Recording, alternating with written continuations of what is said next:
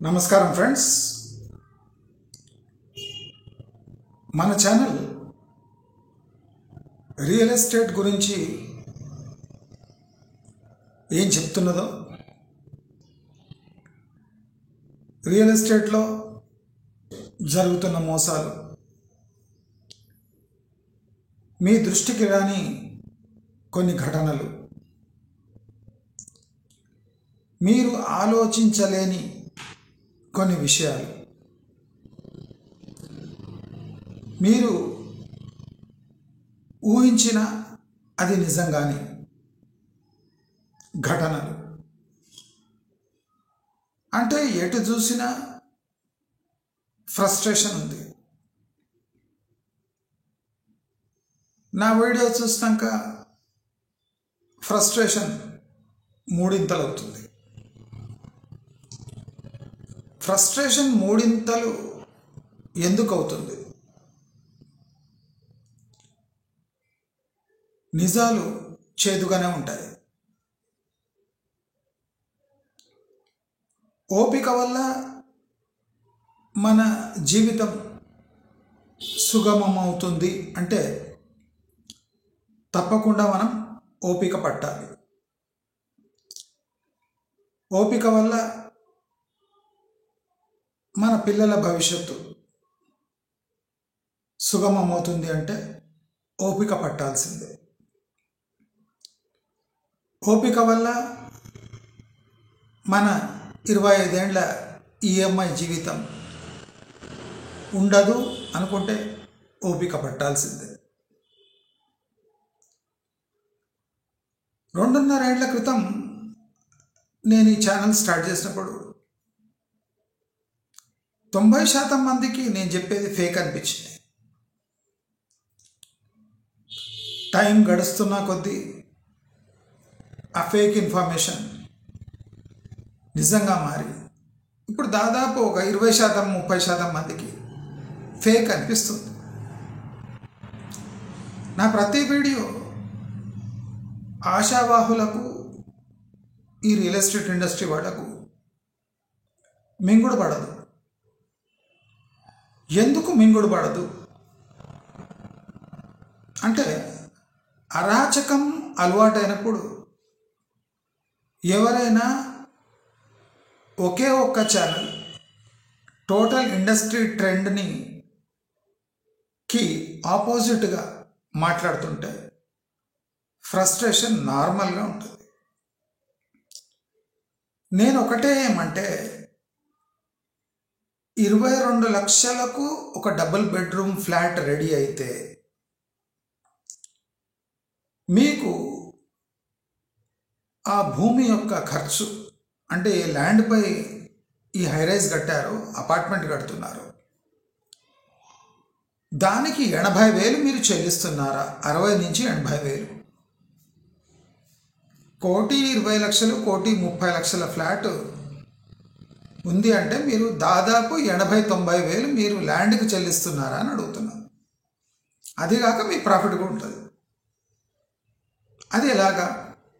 ప్రజలను కూడా ఎక్స్ప్లెయిన్ చేయండి. ఎందుకంటే ప్రజలు అమాయకులు.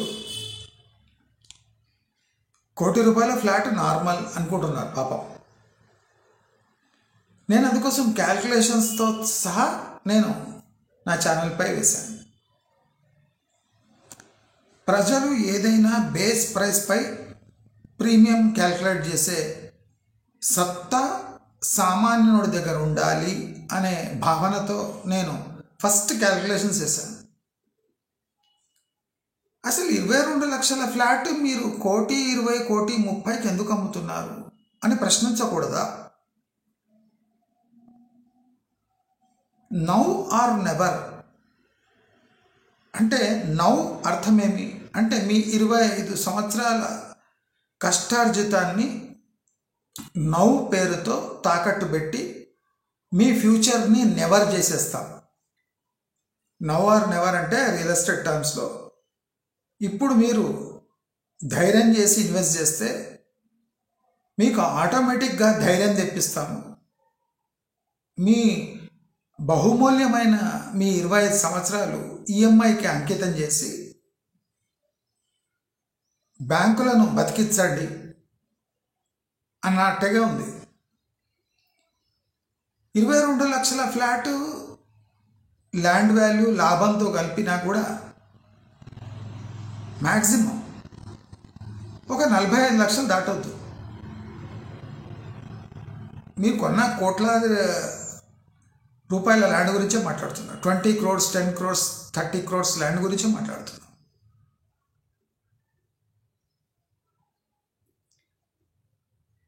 Value of the property maximum ఆ వాల్యూ 3 kilometers వరకే వాల్యూడ్ ఉంటుంది. Value of the land to property ఇప్పుడు 20 kilometers రేంజ్లో ఉంది. Irrespective of development, irrespective of roads, ఒక డెవలప్ అయిన ఏరియా ఆరాపై మీరు ప్రైజెస్ ఎస్కలేట్ చేస్తున్నారు. నేను నిన్న 3 టవర్స్లో 24 ఫ్లోర్లు అని చెప్పిన. అంటే ఒక్కొక్క టవర్లో 24 ఫ్లోర్ అంటే తెలుగు కూడా అర్థం కాదా ఏమి? అసలు ఏం చదువుకున్నారో ఏమో నాకు ఒకసారి ఆశ్చర్యం అనిపిస్తుంది. నేను తెలుగులో చెప్తాను, ఇంగ్లీష్లో చెప్తాను. ఇంగ్లీష్లో చెప్తే మీకు ఏం అర్థం కాదు. నేను హ్యూమిలేట్ చేయడానికి చెప్తలేను, మీకు తెలుగులో వీడియో చేసేసిన 3 టవర్స్లో 24 ఫ్లోర్స్ టోటల్గా అమ్ముడుపోయినాయి. ఒక్కొక్క ఫ్లాట్ 42 నుంచి 48 వరకు మేము పోయి కొంటాం. మీరు బ్యాంకులో లోన్ తీసుకొని కొనే స్టాండర్డ్ మీది. అక్కడ విచిత్రమైన డీల్స్ అవుతుంటాయి. ల్యాండ్ టు ఫ్లాట్ డీల్ అవుతుంది, క్యాష్ టు ఫ్లాట్ డీల్ అవుతుంది, లాంగ్ టర్మ్ క్యాపిటల్తో ఫ్లాట్ డీల్ అవుతుంది. అంటే విచిత్ర రకమైన కలర్డ్ మనీ డీల్ అవుతుంది, అంటే బ్లాక్ మనీ. ఇవన్నీ మీరు పెట్టుకోగలరా? మీలో సత్తా ఉందా? మీరంతా రీటైల్ వెయిటింగ్ ఆపర్చునిస్టిక్ కస్టమర్స్. మీకు ఇటువంటి డీల్స్ ఎవడు ప్లేట్లో పెట్టి ఇయ్యడు. నేనేమంటా అంటే మీరు అనవసరంగా మీ 25 years భవిష్యత్తు తొందరపడి తాకట్టు ఎందుకు పెట్టాలి? అంటే రేపు పెరిగిపోతే అయ్యే నష్టమేముంది?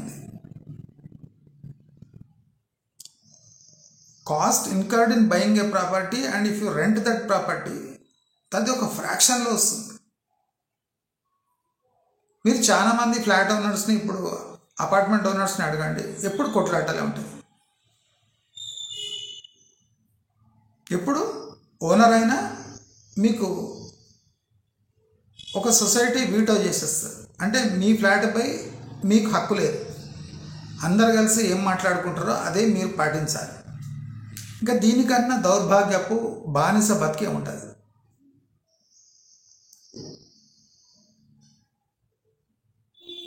సోషల్ మీడియాలో ఒక ఏరియాని ఇన్ఫ్లుయెన్స్ చేయాలంటే మీరు చూస్తూనే ఉన్నారు, వేలాది ఛానళ్ళు ఉన్నాయి రియల్ ఎస్టేట్. వాళ్ళు నెత్తి బాదుకున్న ఆ కస్టమర్స్ దగ్గర పోలేకపోతున్నారు, ఒక ఏరియాని ఇన్ఫ్లుయెన్స్ చేయలేకపోతున్నారు. నా ఏకైక ఛానల్ వేలాది ఛానళ్ళ మధ్య రియల్ ఎస్టేట్లో జరుగుతున్న అసలు థింగ్స్ చెప్పి అభాస్పాలైంది. 2.5 ఏళ్ళ 16,000 సబ్స్క్రైబర్స్ ఏంది, జనాలకు లక్షల సబ్స్క్రైబర్స్ వస్తున్నారని ఎక్కిరిస్తారు చాలామంది. అయినా నేను ఆ ఫ్లోకు ఆపోజిట్గా పోయి మీ అందరినీ ఎడ్యుకేట్ ఎందుకు చేస్తున్నా అంటే తప్పకుండా నేను చెప్పినట్టే జరుగుతుంది.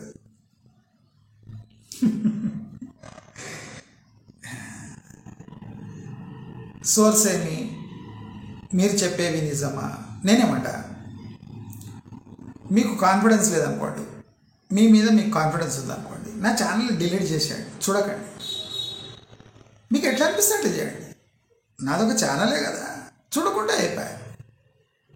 1.5 ఒకసారి ఫ్లాట్ కొని చూడండి. తర్వాత మీకు ఎస్కేప్ రూట్స్ ఉండవు. హైదరాబాద్ రియల్ ఎస్టేట్లో మీరు ఇండియా కాదు ప్రపంచంలో ఎక్కడ జరగని దుర్ఘటనలు ఈ 9 years జరిగాయి. అన్ఫార్చునేట్లీ నేను 10 years బ్యాక్ ఈ ఛానల్ తీసేది ఉండే. 2.5 years బ్యాక్ నేను మేల్కొన్నాను. అది తీయాలనిపించింది, తీసింది. ఒక 9% అమెరికన్ ఎన్ఆర్ఐలు నా ఛానల్ చూస్తారు. 9%. సోషల్ మీడియాలో ఇన్ఫ్లుయెన్స్ చేయాలంటే కొన్ని థింగ్స్ కొన్ని మెథడ్లో చెప్పాలి. అసలు వెస్ట్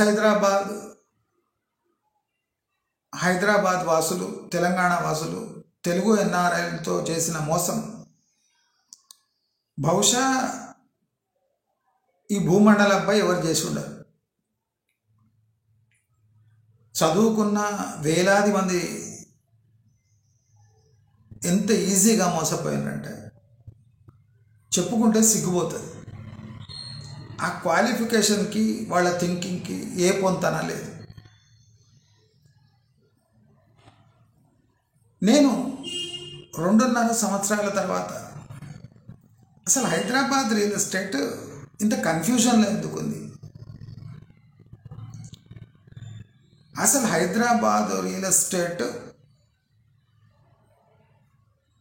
అంటే గొప్పలు చెప్పుకోవద్దు, కానీ నా ఛానల్ రాకముందు ఒక్క ఛానల్ చూపించండి, ఒక్కటి, హైదరాబాద్ రియల్ ఎస్టేట్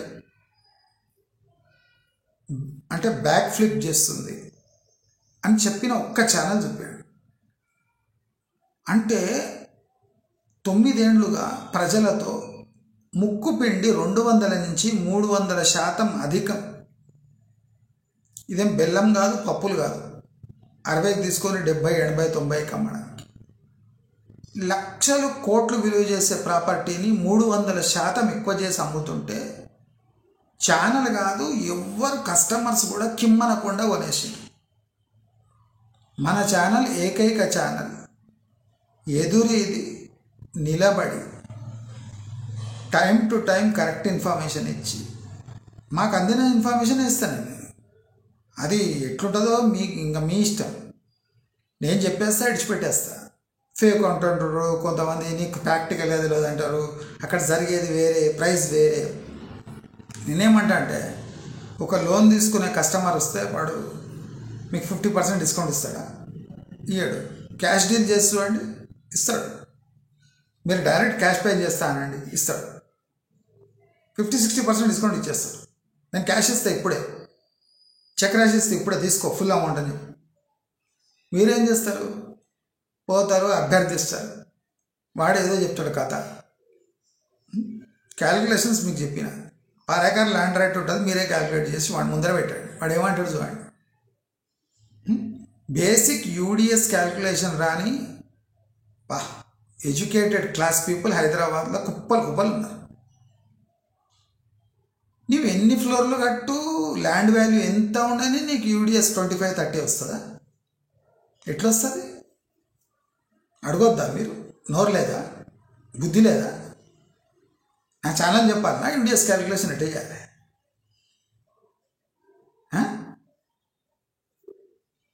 తిట్టాలంటే మస్తున్నాయి. మేము పోతే ఇస్తాడట, నేను పెద్ద తీసుమార్క్ అని పోతే అక్కడ ప్లేట్లో పెట్టిస్తాడా? నీ మాట తీరు ఎట్లుంటుంది?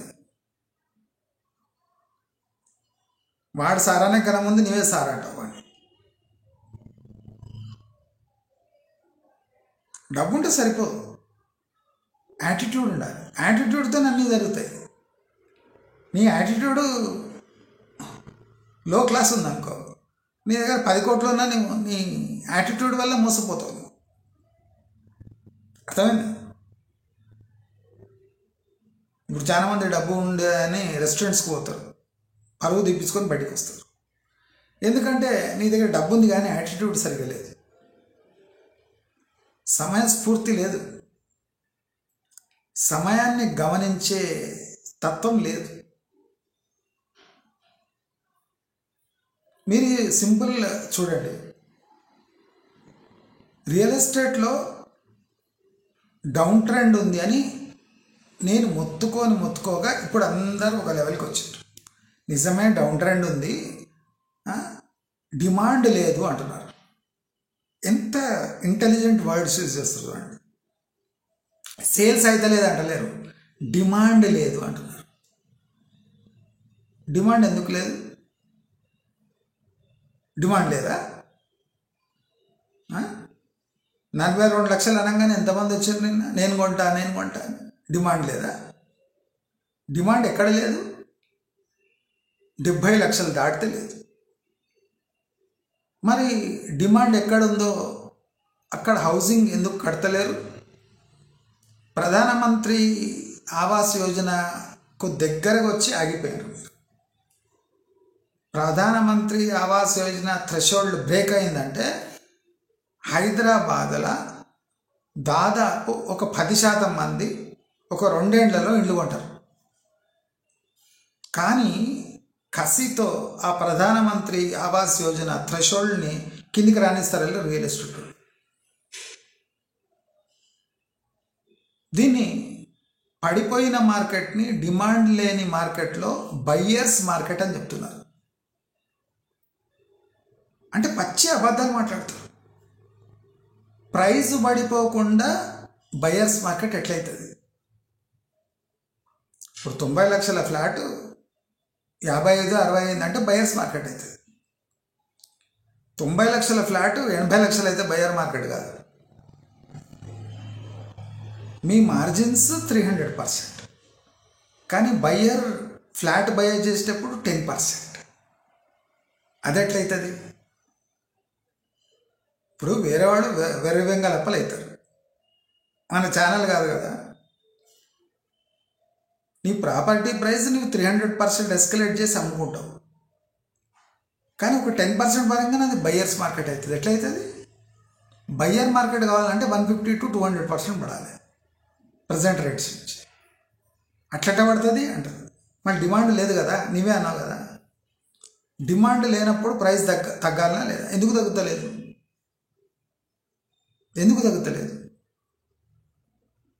అంటే తగ్గించుకోదలుచుకోలేదు. అంటే ఫోర్స్ఫుల్లీ మార్కెట్ ఫోర్సెస్ని కుమ్మక్కై కంట్రోల్ చేస్తున్నారని అర్థమా కదా?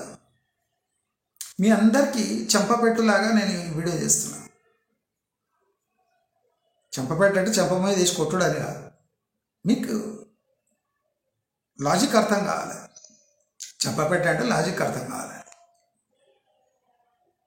స్తబ్దత ఉన్నప్పుడు మీరు ప్రైస్ స్టేబుల్గా ఎట్లా ఉంచుతారు? ఇంకో క్వశ్చన్.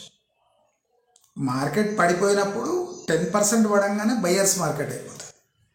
మార్కెట్లో స్తబ్దత ఉన్నప్పుడు రేట్లు పెంచుతున్నారు. స్తబ్దత ఉన్నప్పుడు రేట్లు పెంచుతారా ఎవడన్నా?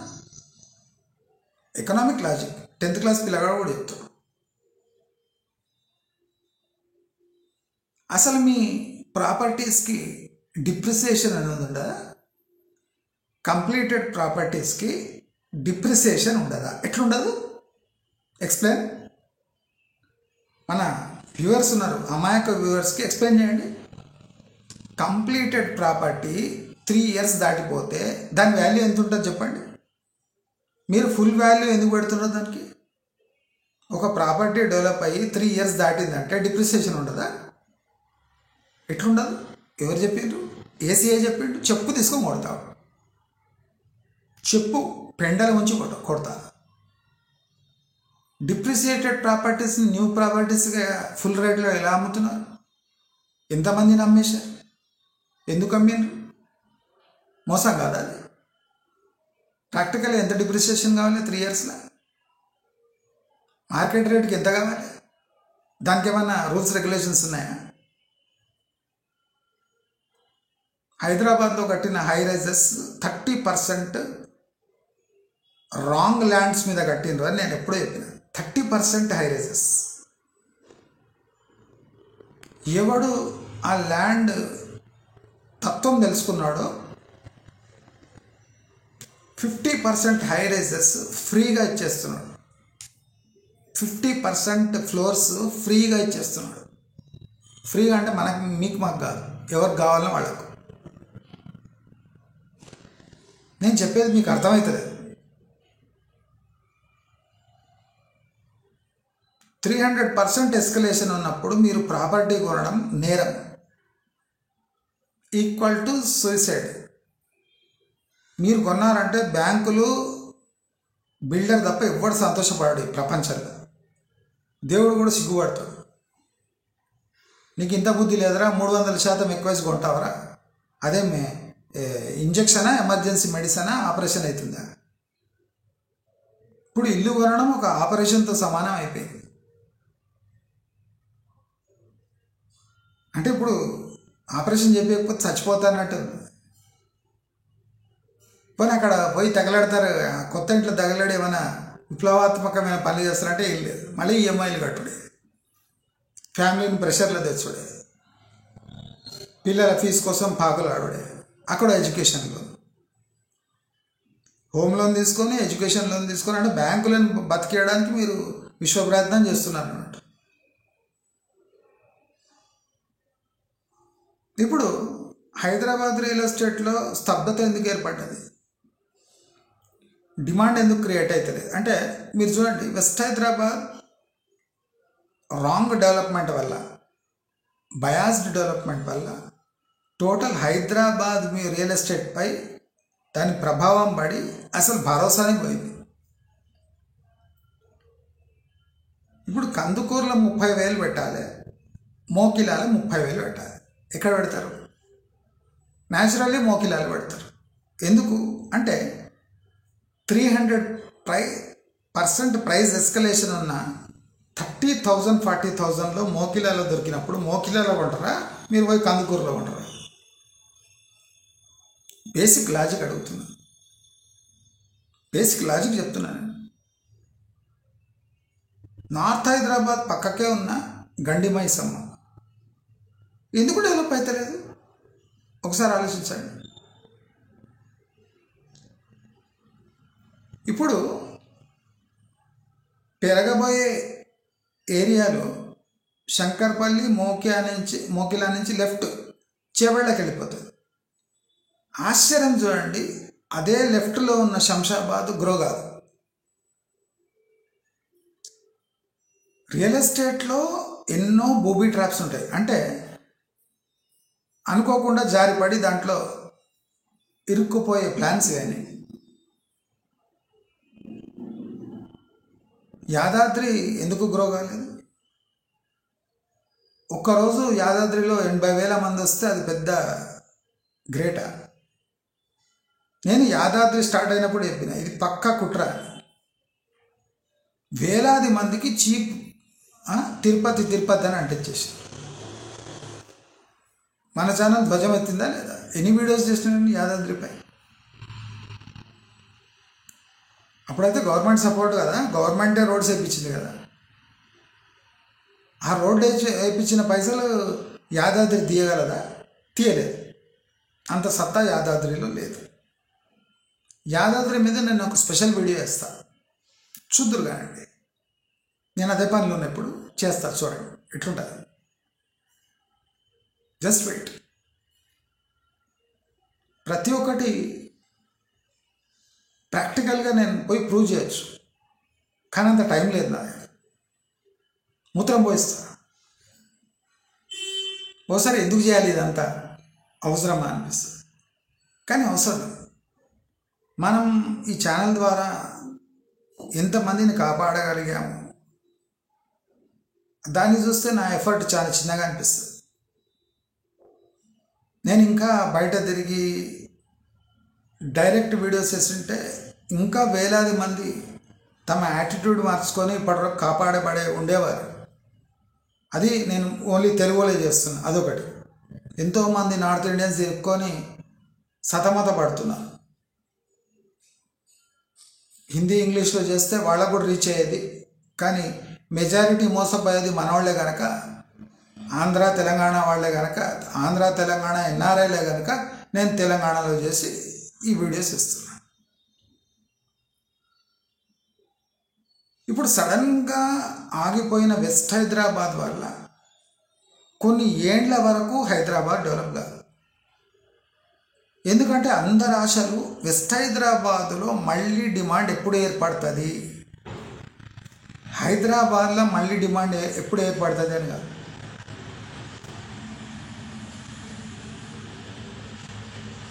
ఎప్పుడు వెస్ట్ హైదరాబాద్ డెవలప్మెంట్ ఆగిపోయిందో అక్కడి rates east Hyderabad, south east హైదరాబాద్కి షిఫ్ట్ అయిపోయింది. 5-8 వేలు గజం ఉన్నది 30-40 వేలకు వెళ్ళిపోయింది. ఎట్లా వెళ్ళిపోతుంది? వెస్ట్ హైదరాబాద్లో గ్రోత్ స్టాప్ కాగానే అది ఈస్ట్ హైదరాబాదు, సౌత్ ఈస్ట్ హైదరాబాద్కి షిఫ్ట్ అయిపోతుందా? ఒక 40 డిగ్రీస్ టర్న్ అవుతుందా? ఎందుకు కావాలి? Srisailam highway dead end. అది Srisailam highway is dead end. Dead end పెరుగుతుందా? ముంబై హైవే, నాగ్పూర్ హైవేలు పెరుగుతాయి. ముంబై నాగ్పూర్ హైవేలో పెరగాలి కదా. అసలు ఇది ఈ స్టాప్ ఎందుకైంది వెస్ట్ హైదరాబాద్ అంటే ఫేక్ ప్రైజెస్. నార్మల్ గ్రోత్ ఏంటంటే వెస్ట్ హైదరాబాద్ తనంతకు తానే పెరుగుతుండేది.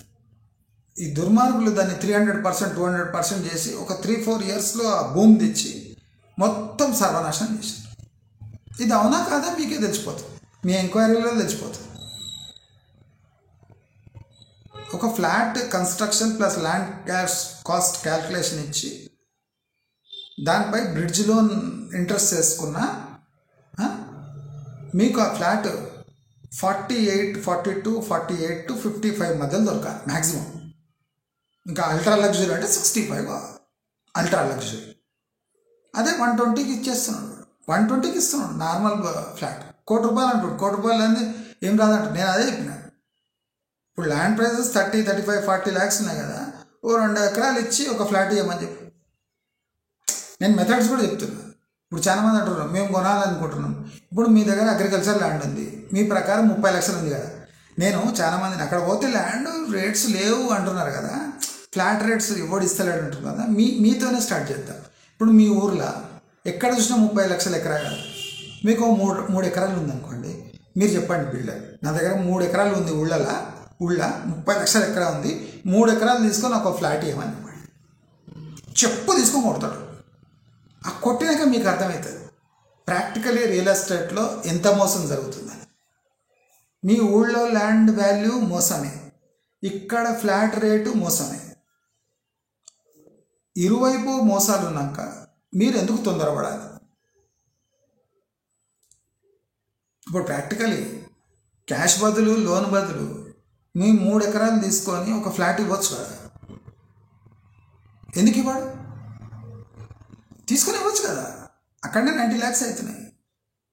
ఇవ్వచ్చు కదా. 30 lakhs ఎకర్ బై 3 acres తీసుకొని ఒక ఫ్లాట్ ఇవ్వని చెప్పండి. ఇవ్వాలి, బ్యాంక్ గ్యారంటీ ఇప్పియండి.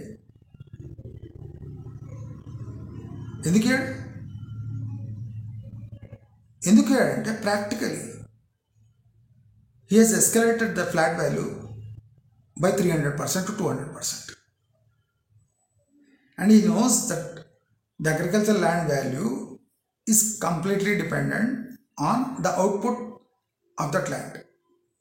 ఈ లాజిక్ బాగా తెలుసు కనుకొని ఇవ్వడు. మీరు ట్రై చేసి చూడండి, నేను చెప్పినట్టు చేయండి. మా ఊళ్ళో నాకు 10 ఎకరాలు ఉంది, 10 ఎకరాలు తీసుకొని 2 ఫ్లాట్లు ఏమని చెప్పండి. 10 ఎకరాలు తీసుకొని 7 నేనేం చేయాలి? ల్యాండ్ తీసుకున్నట్టు 30 లక్షల ఎకరా 3 కోట్ల ల్యాండ్ 2 ఫ్లాట్లు ఏమని చెప్పండి. ఇస్తాడా? అంటే స్ట్రైట్ లాజిక్ కదా. ట్రై చేసి చూడండి ఏమంటారు.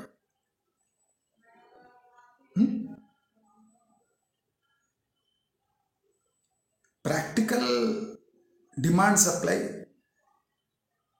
ప్రాక్టికల్ అంటే అప్రోచ్ చాలా డిఫరెంట్గా ఉంటుంది. రోడ్డు వల్ల డెవలప్ అయ్యి అంటే యాదాద్రి ఇప్పటివరకు డెవలప్ అయిపోతుండే, కరెక్టా? హైవే కదా, ఇంకేం రోడ్లు వేస్తావు అక్కడ. ఎందుకు డెవలప్ కాలేదు? నార్త్ హైదరాబాద్ బాగానే ఉంది కదా, ఎందుకు డెవలప్ కాలేదు? అంటే army head quarters, air force అవన్నీ ఇల్లాజికల్ థింగ్స్ చెప్తారు. ఆ బియాండ్ ఎందుకు డెవలప్ కాలేదు? ఆ air force base, army base Hyderabad ముట్టక ముందు నుంచి ఉన్నాయి.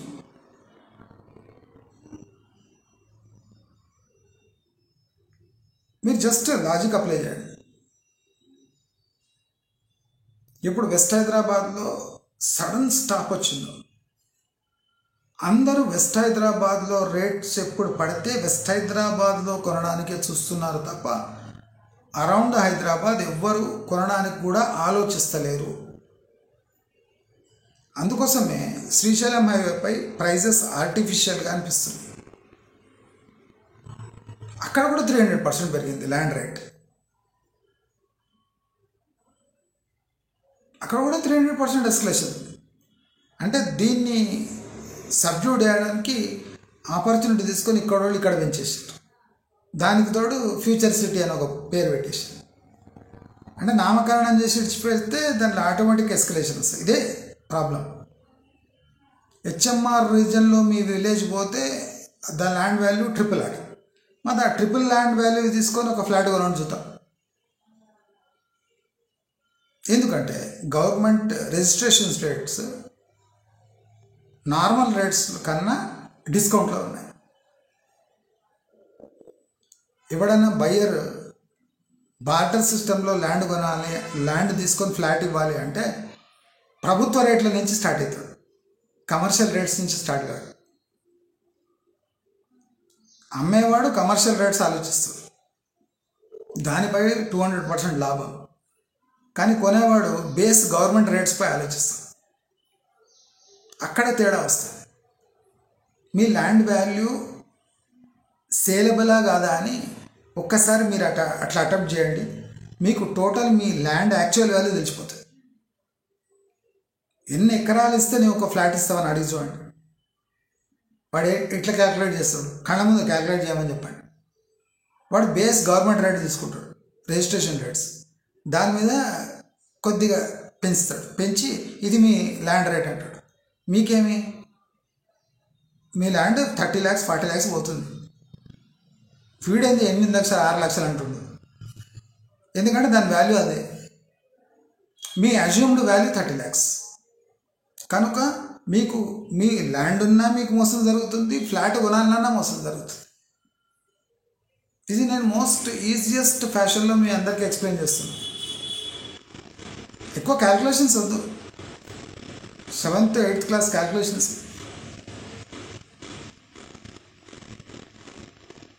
ప్రపంచమంతా ఇప్పుడు గూగుల్ క్యాంపస్ ఉంది హైదరాబాద్లో, పెద్ద కాంప్లెక్స్. దాంట్లో జాబ్స్ ఊడబీక్తున్నాడు. క్యాంపస్ ఎంత పెద్దగా ఉంటుంది, జాబ్స్ పోతుంటాయి. ఐటీ ఇండస్ట్రీ మ్యాన్ పవర్పై ఆధారపడి ఉంటుంది. దాని అసెట్ మ్యాన్ పవర్, బిల్డింగ్ కాదు.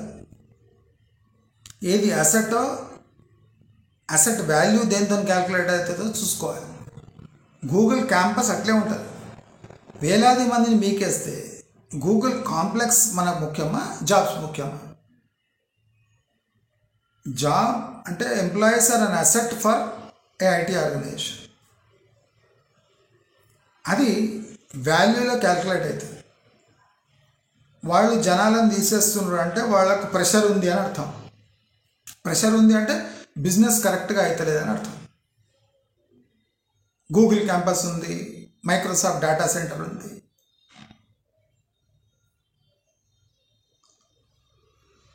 ట్రంప్ టవర్స్ వస్తున్నాయి. ట్రంప్ టవర్ వస్తే రియల్ ఎస్టేట్కి నెగటివ్ అని చాలా మందికి తెలియదు. నేను లాస్ట్ టైం చెప్పిన, ట్రంప్ టవర్ వస్తే ట్రంప్ పేరుతో వాడు అందరికన్నా ముందు అమ్మేసుకొని వెళ్ళిపోతాడు. ఎందుకంటే ట్రంప్ బ్రాండ్ ఉంది కనుక. మీ టవర్స్ అట్లే ఉండిపోతాయి. మీకు నెగటివ్ కానీ పాజిటివ్ కాదు ట్రంప్ టవర్స్ వస్తే. ఇది ఎంతమంది ఇట్లా ఎక్స్ప్లెయిన్ చేస్తారు? అంటే రియల్ ఎస్టేట్ సన్నాసులు కూడా హ్యాపీగా ఉన్నారు ట్రంప్ టవర్స్ వస్తుంది. వాటి ట్రంప్ టవర్స్ మీరు కట్టిన టవర్స్ ముందే కట్టి మీకన్నా ముందే అమ్మే వెళ్ళిపోతాడు. ప్రీమియం అది కూడా మీరు చూస్తూ ఉంటారు. మీ 30th ఫ్లోర్ నుంచి వాడు మీ ముందే బునియాద్ తీసినప్పుడే అన్నీ అమ్మేసి వాడు మీకన్నా ముందే కట్టేసి ప్రీమియం అపార్ట్మెంట్స్ అని అమ్మేసి వెళ్ళిపోతాడు. ఇది పాజిటివా నెగిటివా రియల్ ఎస్టేట్కి? అంటే రియల్ ఎస్టేట్ సన్నాసులకే అర్థం కాదు అసలు. ట్రంప్ వస్తే ఏ ప్రాబ్లమ్స్ వస్తాయి. ఒక పెద్ద బ్రాండ్ వచ్చి చిన్న బ్రాండ్ని తొక్కి నారదీసి వెళ్ళిపోతుంది. ఇంత కూడా అర్థం కాదు వానికి. ట్రంప్ వస్తున్నాడు. రేపు ట్రంప్ కుక్క ఉత్సవం వచ్చింది, ఇది గ్రో అవుతుంది ఏరియా. ట్రంప్ కుక్క ఉత్సవం వస్తే గ్రో అయ్యేది ఏంద్రా అంటే మీకు తెలియదు. ట్రంప్కి అంత పవర్ ఉందంటే వాడి కుక్కకి ఎంత పవర్ ఉంటుంది. దానికి అర్థమైంది ఇది గ్రో అవుతుంది ఏరియా అని. ఇక్కడ ఉత్సవం వచ్చిపోయింది కాలెత్తి. అందరు దాన్ని ఫోటో కూడా వేసుకుంటారు నెక్స్ట్ డే. అంటే మీరందరూ దయచేసి ఏదైనా ఒక విషయం నేను లేవనెత్తిన అంటే దాన్ని ప్రాక్టికాలిటీ చూడండి. నేనేం చెప్పబోతున్నాను, నేను తీసుకుంటాను ఇది. నీకు అంత సీన్ లేదు. తీసుకున్నవాడు నువ్వు యూట్యూబ్ చూడవు, పోయి తీసుకుంటావు. ₹1,00,00,000 కేసు తీసుకుంటావు ఫ్లాట్. నువ్వు యూట్యూబ్ చూడవు. యూట్యూబ్ చూస్తున్నావంటే నువ్వు ఏదో ఆపర్చునిటీ కోసం వెతుకుతున్నావని అర్థం, డిప్రెస్డ్ ఉన్నామని అర్థం, చేతగాని ప్రాపర్టీస్ కొనడానికి ట్రై చేస్తున్నామని అర్థం. దయచేసి మీరు ప్రతి ఒక్క వీడియో వెనుక లాజిక్ అర్థం చేసుకోండి. చాలా పవర్ఫుల్ ప్రాక్టికల్ లాజిక్ యూజ్ చేస్తాను, అంత ఈజీగా పోనీ అనేది. కనుక ప్రస్తుతం హైదరాబాద్ రియల్ ఎస్టేట్లో ఉన్న సంక్షోభాన్ని మీకు విడమర్చి చెప్పే ప్రయత్నం మాత్రమే చేస్తున్నాను అని తెలియజేసుకుంటూ నమస్కారం.